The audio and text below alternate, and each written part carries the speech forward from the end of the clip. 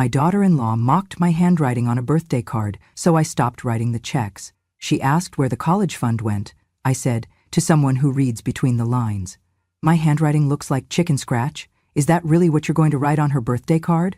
Clara's voice cut through the morning stillness like a blade. I was sitting at the kitchen table, the soft sunlight filtering through the curtains, a cup of tea cooling beside me. In my hand, a fountain pen trembled slightly, more from age than from emotion, as I finished the last word of a message I had written 100 times before.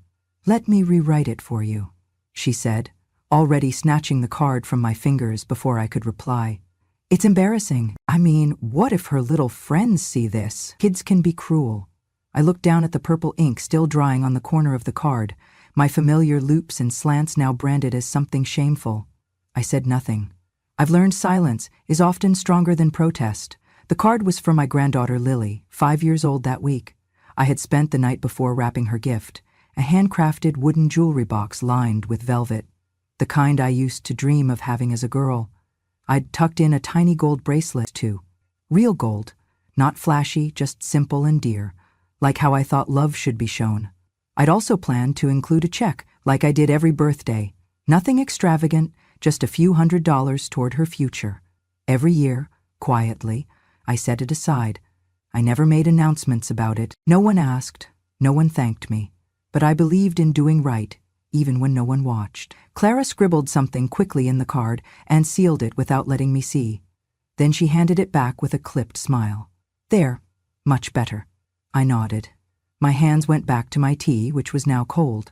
I didn't speak of it on the car ride to the party. My son Michael drove us. He was distracted, as usual, taking work calls on Bluetooth and half listening when I mentioned the weather or how tall Lily had grown. At the party, the house was filled with pastel balloons and other mothers complimenting Clara's decor. I was directed to a seat near the kitchen again, close to where the snacks were set up. "They'll call you when it's time for cake," Clara said without looking at me. She was busy adjusting the cake topper, a glittering pink number 5, her manicured fingers moving fast and practiced. I sat there, hands folded in my lap, watching my family through a pain of separation I couldn't name. I was present, but not part of them. Visible, but barely seen. Eventually, Lily ran up, squealing, throwing her arms around my waist. "Grandma, you came!" I knelt down slowly, hugged her tightly. "Of course, sweetheart, I brought you something special." I handed her the wrapped box. She tore it open and gasped when she saw the bracelet. Clara, standing nearby, smiled, not at me, but toward the cluster of other mothers watching. "Grandma's always been good at the old-fashioned stuff," she said. "She even wrote a card. Well, I fixed it up a bit." There was laughter. Small, polite, and yet slicing. That night I sat alone in my room, the wrapping paper and ribbons still fresh in my memory. I took out the checkbook I always kept in the side drawer. I held the pen, but did not write. Instead, I stared at the last check I had written, a donation for Lily's preschool fundraiser Clara never acknowledged. I folded the checkbook shut. That night, I made a decision I had never considered before. I would stop writing checks, stop pretending my presence in their lives had to be bought, validated through numbers. I had mistaken generosity for belonging. I had confused silence for dignity. But when someone takes your silence as permission, it's time to speak, even if it's only with your absence. They wouldn't notice right away. They never do. But when they asked where the college fund had gone, I knew I'd have the answer, and they wouldn't like it. Not because it was cruel, but because it was true. I used to think of Clara as the daughter I never had. When she first came into our lives, she was all charm and warmth, bright eyes, quick laughter, soft hands that always reached for mine at family dinners. She called me Mom from the very first month after the wedding, not Mrs. Harper or mother-in-law, but just Mom, like it came naturally to her. And I let it in. Ooh, I let it in. My son Michael had always been quiet, careful with his heart. When he brought Clara home, I saw a change in him, a light that hadn't been there before. I told myself, if she makes him smile like that, then she must be something special. The first time she hugged me, it was in the kitchen, after we baked cookies together for Michael's birthday. Her hands still smelled of vanilla. "You remind me of my mom," she whispered. "She passed when I was 15. I wish she could have met you." That broke me. Maybe that's why I did what I did later. Maybe I saw the hole in her life and tried to fill it, not just with affection, but with the kind of generosity a mother gives without needing to be asked. When Michael and Clara were saving for their first home, they came over for dinner one evening, nervous and fidgeting. They hadn't planned on asking for anything, or so they said, but I could see the strain on their faces when they talked about rising interest rates and their small down payment. That night, after dessert, I slipped an envelope into Clara's hand. "It's not much," I said, "but maybe it'll help you two breathe easier." Inside was a cashier's check, $25,000, 0 cents. My late husband and I had saved it over the years, originally meant for emergencies. I didn't write my name anywhere on the deed. I didn't ask for it to be repaid. Clara cried when she opened it, real tears. She hugged me so tightly I could feel the tremble in her shoulders. "Mom, you don't know what this means to us," she said. That was the Clara I knew, or thought I knew. In the months that followed, our bond deepened. She'd call just to chat, tell me about her day, ask about my plants or my arthritis. We'd go shopping together, just little things, groceries or outfits for Lily, when she was still just a dream in Clara's belly. When Lily was born, I was the first to hold her after Michael. I remember the way Clara looked at me that day, tired but glowing, and said, "She's going to be so lucky to have you, Mom." I was already setting money aside then, $50 here, $100 there, quietly, methodically. I opened a separate savings account in Lily's name, but never told Clara or Michael. I just wanted to build something solid for her, something that didn't need announcements or acknowledgments. Every winter, I bought her coats. Every spring, I sent money for her swim lessons. When Clara's car broke down after Lily turned 2, I handed over the keys to my old sedan. It still ran well, and I didn't need much. "Oh, Mom, you're a lifesaver," Clara said, smiling from behind the wheel as she adjusted the seat. But then, slowly, subtly, the tone began to shift. The phone calls became shorter, the hugs more polite. Mom became Michael's mom when she spoke about me to others. I noticed it first at a play date when she introduced me to another mother as, "This is Michael's mom. She watches Lily sometimes." Sometimes. I brushed it off. Maybe she was tired. Maybe it was stress. But then came the comments. Passive at first, then pointed. "Thanks for the help," turned into, "It's great that you're still able to contribute." When I handed over a check for Lily's ballet tuition one day, Clara nodded without looking up and said, "That should cover the next term." Great. No more thank yous, no more hugs. One afternoon, Clara mentioned Lily needed new clothes for preschool. "There's a sale at the mall this weekend," she said casually, stirring her coffee. "You might want to swing by, size 4T. I blinked. "You mean you want me to go?" "Well, you always do," she said with a shrug. "And you know her size is better than anyone." It wasn't a request, it was an expectation. That's when it began to dawn on me. All those gestures I thought were love had become duties. And duties, when repeated without recognition, begin to feel like servitude. Still, I kept giving. I told myself, it's for Lily, not for them. Children shouldn't suffer because adults forget kindness. But the truth is, I missed the way Clara used to look at me. With warmth, with respect. I missed being seen as someone who added value to their lives, not just as a backup wallet or unpaid babysitter. The final straw came a few weeks before Lily's 5th birthday. Clara called, brisk and businesslike. "We're booking a party venue," she said. "It's $600, 0 cents to reserve. Do you want to send your part this week or next?" My part? I sat there, holding the phone, feeling the words coil in my stomach like something sour. I sent the check. But it wasn't the money that hurt. It was how effortlessly she had turned generosity into an invoice. That night, I took out the family photo album. I turned through the pages slowly, pausing at the image of Clara and me baking cookies, the way her arm curled around my shoulder. I traced her smile with my fingertip and wondered if it was ever real. Maybe it was, once. But some people don't stay who they were when they needed you. Some people change, not all at once, but in degrees, until the version of them you loved is just a shadow, polite and cold. And now, that's who Clara was to me, a polite, cold shadow of the daughter I thought I had. "You live alone? You don't need that much money." It was said casually, with a smile even, as if it were a joke, though the message underneath was sharp enough to draw blood. Michael had brought it up over Sunday dinner as we sat in my modest dining room. He was slicing his roast chicken, not even looking at me when he said it. Clara nodded along, sipping her wine. You could simplify things for everyone, she added. I mean, if something ever happened, God forbid, it would be such a hassle with probate and all that. I raised an eyebrow. What are you saying? Just that, Clara said sweetly. It makes sense to consolidate things now. Maybe put the house under Michael's name, or even Lily's if you want to set her up early. It's all family, right? I smiled. That small practiced smile I had learned over decades, the kind that doesn't show teeth, the kind that hides more than it reveals. I'll think about it, I said. But I didn't have to, because I already had. This wasn't the first time they'd suggested such a thing. A few months earlier, Clara had asked about one of my accounts, the one I used to help with Lily's tuition and other small expenses. It might be easier if we just handled it, she'd said. One less thing for you to manage. Manage. As if I were doddering and forgetful.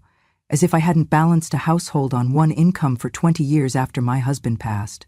As if I hadn't raised Michael on careful savings and quiet sacrifice. I didn't answer then, just nodded. But I remembered. I always remember. There was another time, during Thanksgiving, when Clara asked about my will. She dressed it in pretty language. Said it was only because she worried about my peace of mind. We just want to make sure everything's organized. You know, for Lily. For the future. For the future. That phrase had started to haunt me. Because every time they said it, they weren't thinking of my future. Just theirs. Still, I stayed silent. Until one birthday. Lily was turning 5. The same birthday where my handwriting had become a point of ridicule. The same birthday where Clara snatched the card from my hands with that thin smile and said she'd fix it. That day had already begun with cracks. I arrived at the party to find that my seat was once again in the kitchen area, the place for coats, plates, and platters. Other guests sat at the long decorated table, laughing, raising glasses. Clara greeted me with a brief side hug. Can you help set out the drinks? We're running a little behind. I did. Of course I did. Because I knew if I said no, she'd flash that wounded look and murmur, I just thought you liked helping. When the cake came out, I wasn't called forward. I watched from the archway as Clara and Michael stood behind Lily, singing loudly, surrounded by their friends. Someone snapped a photo, a perfect picture of a perfect family. I wasn't in it. Later, as people mingled and the kids opened gifts, I handed Clara the card and gift I had prepared. She looked down, barely glanced at the handwriting before muttering, Still with that pen, huh? I said nothing, just smiled. My hands were shaking slightly, but I tucked them behind my back. Your handwriting is like chicken scratch. Are you going to write that on my birthday card? She opened the card, read it silently, then laughed, a small, high laugh that didn't reach her eyes. Your handwriting is like chicken scratch, she said in Vietnamese, thinking no one else would understand. Are you going to write that on my birthday card? She didn't know I still understood every word, even the ones said under breath. And then she took it from me, the card, the moment, the dignity, and rewrote the message herself. It's better this way, she said. Presentation matters. That was the moment. The moment I knew I wasn't seen as a mother anymore, not even as a person, just an accessory. A source, a signature. I stayed through the party, I smiled for the guests, I helped clean up, carried trash to the bins outside while Clara texted on her phone and Michael took a call. Then I went home, quietly, alone. That night I didn't cry, I didn't rage, I just sat at my desk, opened the drawer where I kept my savings ledger and checkbook. I looked over the account I had kept for Lily. The balance was modest but consistent, built from birthdays, holidays, and random Tuesdays when I thought, she might need this someday. I took out a note card. With the same fountain pen Clara had mocked, I wrote a single sentence on thick paper. To those who read between the lines, the value will always be clear. Then I folded it, slipped it into the checkbook, and placed them both in my safe. Clara thought I needed nothing. That I lived simply out of necessity, not choice. That because I didn't spend extravagantly, I must be clinging to things I no longer needed. What she never understood, what she never bothered to ask, was that what I held on to most wasn't money. It was memory. It was intention. It was a kind of love that didn't need approval.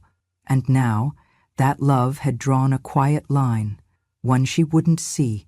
Not yet, but one that would change everything. I stopped writing checks that day. It wasn't a grand decision, and I didn't make a speech. I simply sat at my desk, where the old checkbook had lived for years, and slid it into the bottom drawer. I didn't lock it. I didn't burn it. I just put it away. The next morning, I drank my tea slowly and let the quiet sit beside me. I knew what I'd done, or rather what I'd stopped doing. The check I usually mailed at the start of each month for Lily's dance class, I didn't send it. The one I would have slipped into Clara's purse at church for Lily's school lunches, it stayed folded in my wallet. And the automatic transfer I had set up from my savings account to theirs, just to help with groceries, canceled, quietly, no warnings. 2 weeks passed before Clara noticed. She called mid-morning. I remember because I was pruning the roses on the porch, hands still in gardening gloves. "Hi, Mom," she began, too sweet, too slow. "Just wanted to check. Did something go wrong with your bank?" I paused, hearing the undertone. "No," I said calmly. "Why do you ask?" "It's just, we didn't see the usual transfer this month. Michael thought maybe you changed something." "I did," I replied.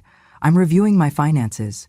Just making sure everything's in order." There was a beat of silence. Then, "Oh, okay. Is everything all right?" "Everything's just fine, Clara." And it was, for me, but not for her. I could almost hear the wheels turning in her head, trying to connect dots she hadn't even noticed before. For years I had given freely, quietly, no requests, no reminders, just support, offered as naturally as breath. There was the time Lily needed a new pair of glasses. Clara had sent me a text with a picture of the frames, no words, just a price tag. I sent the money the same day.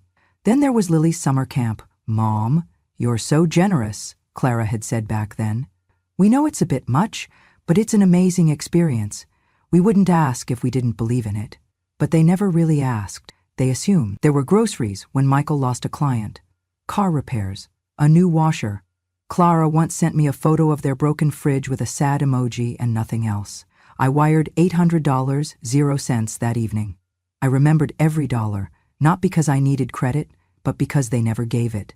Over time, my giving stopped being a gift and became a given. Not "thank you, Mom," just "Mom will cover it." But now Mom had stopped. Michael called a few days later. His voice was awkward. "Hey, just checking in. Everything okay over there?" I smiled. "Fine. How about you?" "Good. Clara said you're going over your finances?" "That's right." He hesitated. "Do you need anything? Help with the computer or—" "I don't know." I shook my head, though he couldn't see it. "I've been handling numbers longer than you've been alive, son. I'm just reorganizing, prioritizing." There was another silence. Then he said, "Okay, well, let us know if you need anything." That was the end of that call, but it wasn't the end of the whispers. Clara didn't confront me directly again. She's too practiced for that. Instead, she spoke through Michael, or more often, near him, within earshot. I stopped by one afternoon, unannounced. I brought over some banana bread and a little toy Lily had left at my house. As I stepped inside, I heard Clara from the hallway, her voice low, but not low enough. "Your mom's been acting different. She's always been private, but now it's like she's keeping score." Michael mumbled something I couldn't make out. "Maybe it's her age," she said. "I mean, she's always been proud, but what if she's slipping a bit? Forgetting things?" I didn't say anything. I walked into the kitchen, set the bread down on the counter, and smiled like I hadn't heard a word.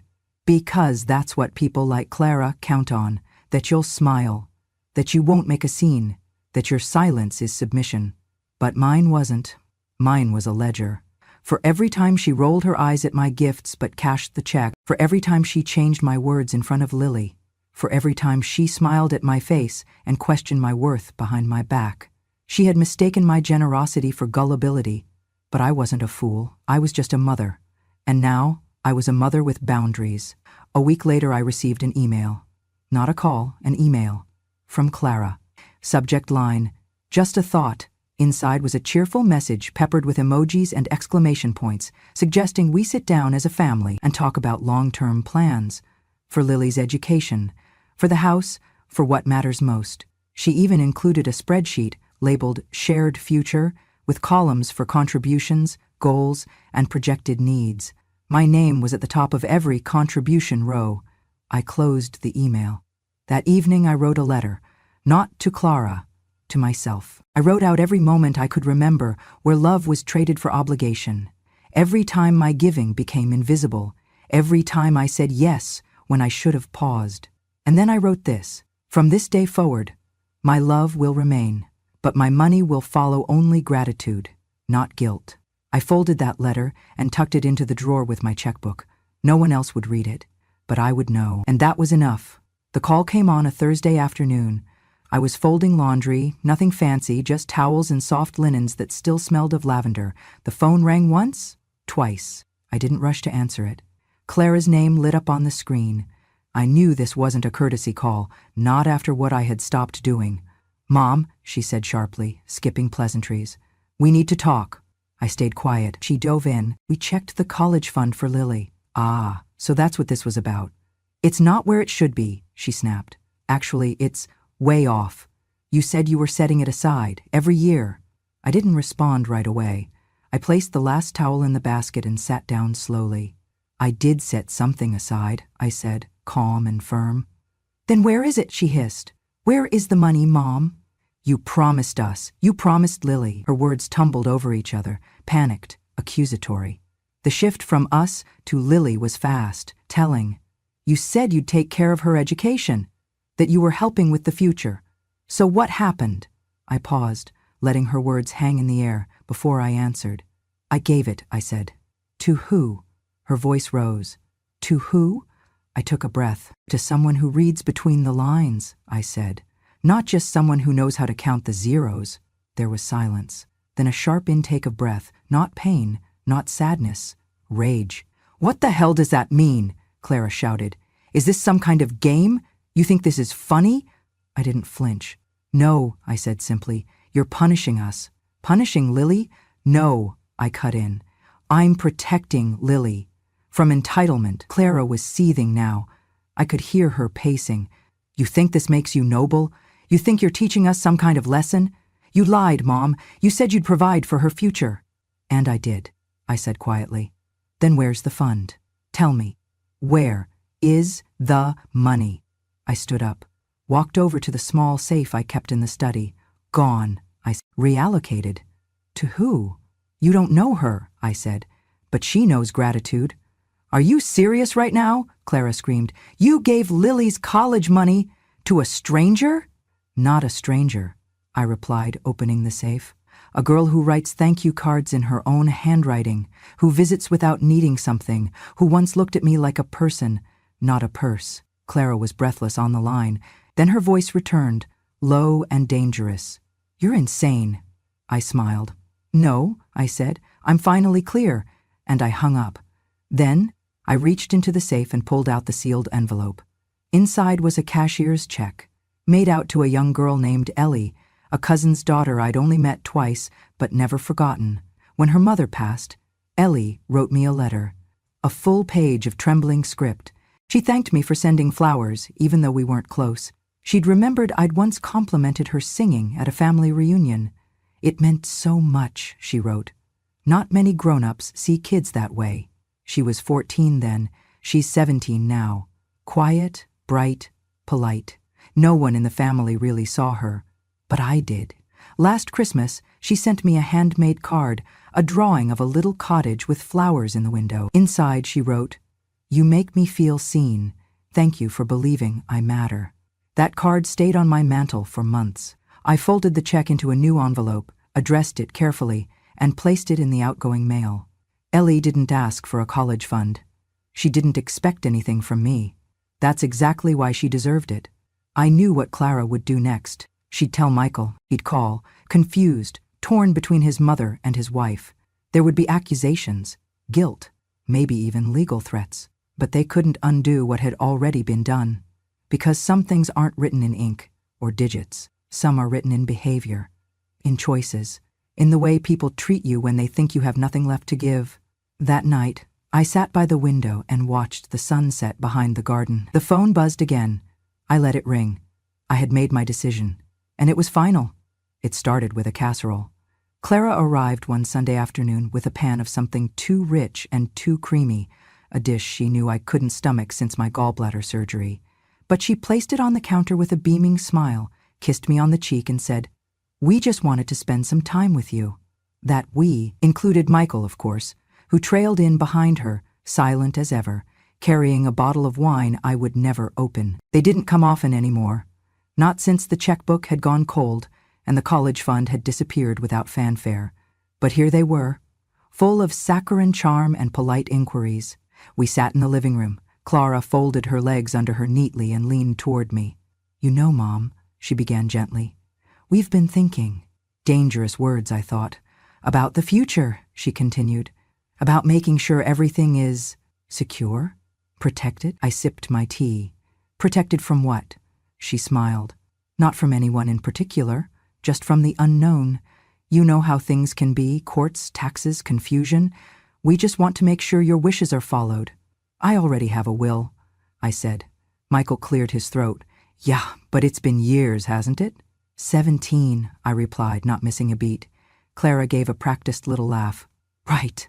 That's practically ancient in legal terms. It might not reflect your current intentions, especially with Lily growing up so fast." There it was, the pivot. "It's really about protecting the family," she said again, "ensuring what you worked so hard for stays where you'd want it." "And you think I don't know where I want it?" I asked, keeping my voice even. "Of course not," Clara rushed to say. "We just think it could be helpful to revisit, maybe even talk to someone we know, a trusted attorney. Michael's friend, actually." I smiled and nodded. "Sounds reasonable," I said. "Let's revisit." Their faces lit up. Clara reached over and touched my hand. "That's wonderful. It'll give us all peace of mind."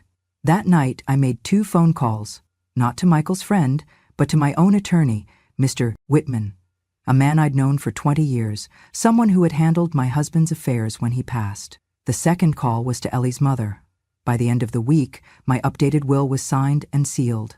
Every cent, every account, the house, the land, all of it was to go to those who had shown care without condition. Lily would receive a trust fund, dispersed by an independent fiduciary, to be used strictly for her education. Ellie would receive the bulk of my savings. And my house? That would go to the local women's shelter, the one I had volunteered with, quietly, for 10 years. Michael and Clara were named in the new document, of course, but not as heirs, as witnesses to an old woman's choices, and witnesses, as the law sees them, receive nothing. I didn't tell them. Not yet. I wanted to see if they'd ask again. They did. 3 weeks later, Clara brought it up during brunch, feigning concern as she passed me a slice of dry toast. "Have you thought about that will, Mom?" I nodded. "It's taken care of." "That's great. Did you go through Michael's guy?" "No," I said. "I have someone." She paused, the knife in her hand hovering above the butter. "Is it someone you trust?" "Absolutely." Michael said nothing, just sipped his coffee and looked out the window. That afternoon, I walked them out to the car. As they got in, Clara leaned out and said, "Thank you for listening. It means a lot." I watched them drive away, my heart steady. That evening, I was watering the flowers along the side of the house when I heard their voices through the open window. They didn't know I was near. "She said she handled it," Michael murmured. Clara sighed. "She probably just updated some old document from the 90s. Don't worry, she's not thinking clearly anymore." I froze. "She's always been sharp," Michael said, though his voice lacked conviction. "She's slipping," Clara snapped. "You saw how long she took to answer about the trust. It's only a matter of time before she gets confused about everything." I turned away from the window, my hands clenched on the garden hose. Slipping. Confused. Funny how people label you incapable when you stop giving them what they want. I went inside, pulled the envelope from my safe, the one with the notarized will. I held it for a moment. Just held it. It was heavy, but not with paper. It carried years of love, of silence, of knowing looks, of watching the people you raised morph into something colder than strangers. I slid the envelope back into the drawer and locked it. Let them think what they wanted. I had never been clearer. The invitation arrived in an envelope lined with gold. Clara had even embossed it with my initials, M.H., in delicate cursive across the front, as if she thought fancy paper could erase the weight of years. "You're invited to Margaret Harper's 75th birthday celebration." For glossy, impersonal. But I smiled nonetheless. They were planning a party, A big one from the looks of it, and I wasn't naive. This was less about celebration and more about presentation. A soft PR campaign.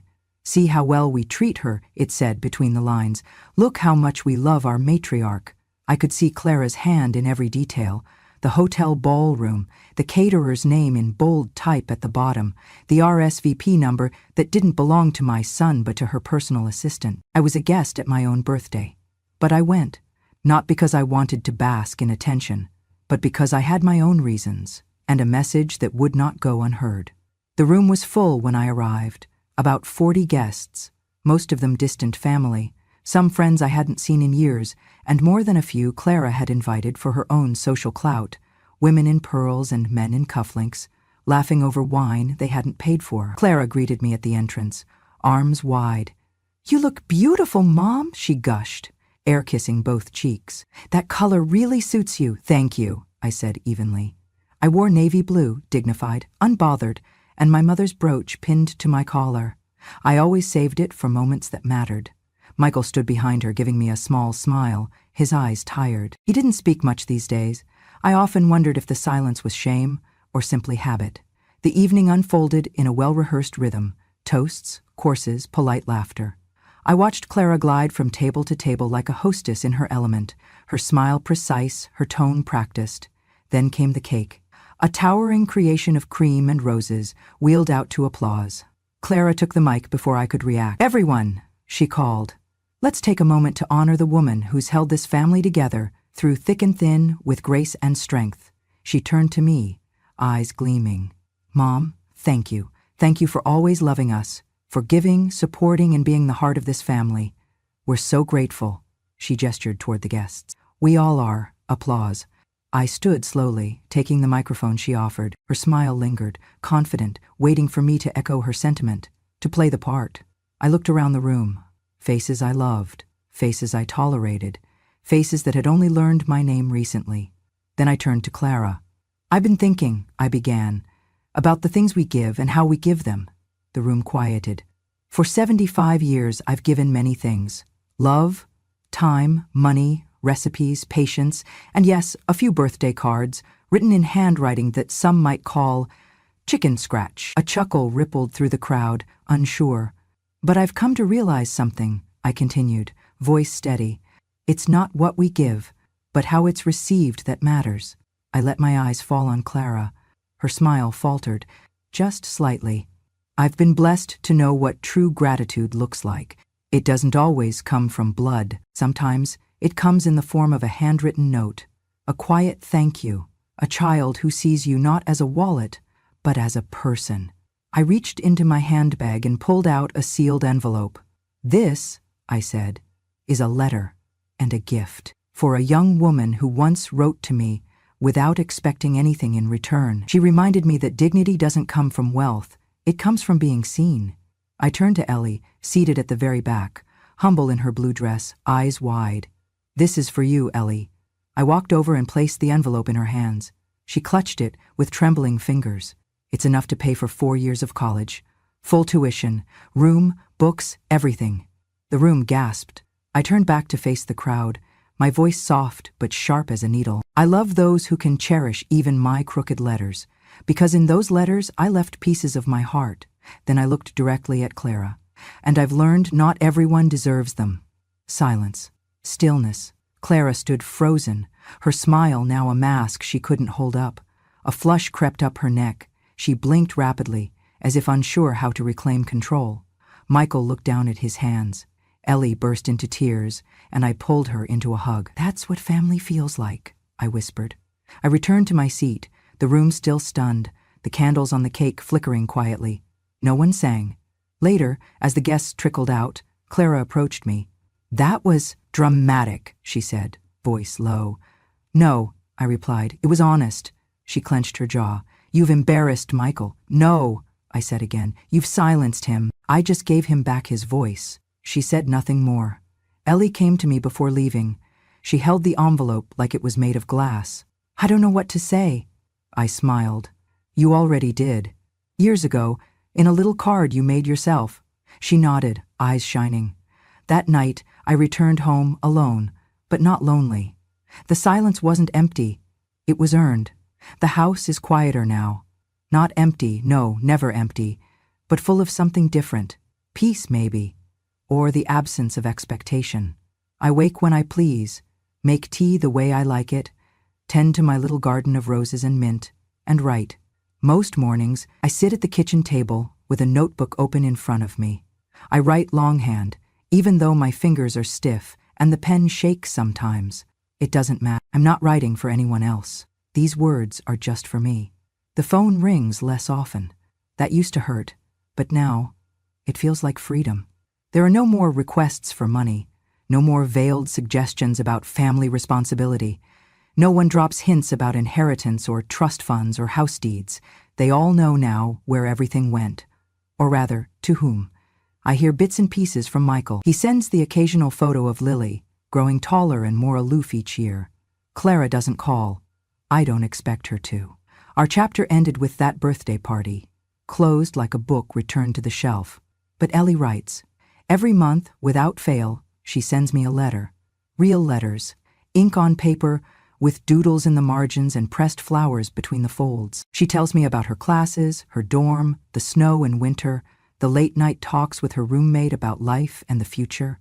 She writes like someone who sees the world and wants to understand it. And one day, she visits. It's spring when she arrives, unannounced, with a small bouquet of violets from campus. She hugs me like she means it, helps me bring in the groceries, and insists on making tea. Then she pulls out a piece of paper, folded neatly, and says, I brought something I wrote for one of my classes. It's about you. I nod, and we sit in the sunroom, the windows open to the scent of rosemary and rain-soaked soil. She begins to read. Your handwriting leans, like your spine does now, curved by time, not weakness. Your loops are wide, your E's small, your T's never quite crossed, but every stroke speaks. Every word carries intention. Your letters aren't perfect, they're alive. My professor asked us to describe the most beautiful thing we've seen this semester. I said, my grandmother's handwriting. She writes with ink that trembles but never quits. Each line, a memory.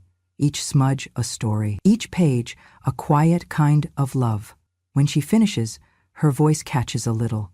I sit still, letting the words settle inside me like seeds. And then, for the first time in a long while, I smile, fully, openly. Thank you, child, I say. I still remember how to write, even when no one wants to read. She nods, eyes glassy. We don't speak for a while after that. We just sip our tea, watch the light stretch across the room, and let the silence speak for us. Because some things don't need to be said twice. And some letters, the kind written from the soul, never fade. If you've ever been dismissed, if someone made you feel like you were too old to matter, remember this. Your handwriting might shake, but it still speaks, and gratitude can never be faked. Share your story if you've ever been overlooked or found your voice when no one expected you to. Don't forget to subscribe to Grandma True Stories for more tales that hold you, haunt you, and remind you. Wisdom doesn't shout, it remembers.